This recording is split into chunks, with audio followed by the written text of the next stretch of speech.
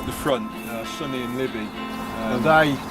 A lady, a well-meaning member of the public, bought these to stop them going to slaughter. So it's something that does happen, quite regularly. People see these animals at a market or whatever, and they know what's going to happen to them, and they want to save them. And of course, it's one thing to save them, but then you've got to commit them to the rest of their lives.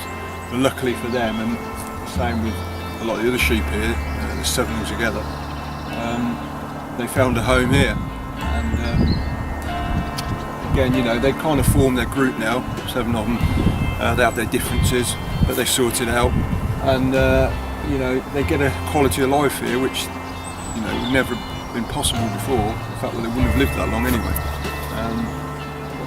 It's commonly, people joke about sheep, stupid sheep. It's a sort of usual thing you hear a lot. But again, if you spend any time with them, you realise they're far from stupid. And I know that research I've read about sheep that proved that a sheep can recognise 50 individual other sheep's faces. So in other words, in their group, they can recall and recognise up to 50 other individuals. I don't know many people that could probably do that. So to say that sheep's stupid is plainly ridiculous. But I suspect that's because most people want to think they're stupid because they eat them. And it's better to think of an animal as being stupid if you're going to do that to it, rather than recognise it might have more mental capacity, which they clearly have. But it's when you work with them every day that you see this. And again, they're all different. They're all totally different. 7 complete individuals. Some of them are really friendly, like Violet, who's just over there, who'll come running up to you all the time for fuss. Some of the others more standoffish. Again, some more argumentative than others, but essentially 7 completely different individuals.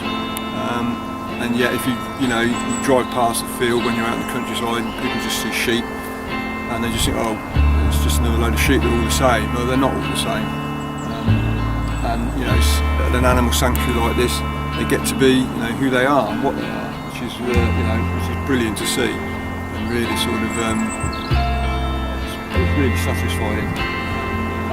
But I suppose it makes you realise what happens to most animals out there, which is one of the reasons places like this exist. It's not just to rescue animals, not just to give them a home, but hopefully to teach people about what they actually are, what they actually can be, what sort of they're capable of, and what personalities they've got. And I think that's one of the major attractions, one of the major sort of reasons for places like animals indeed existing.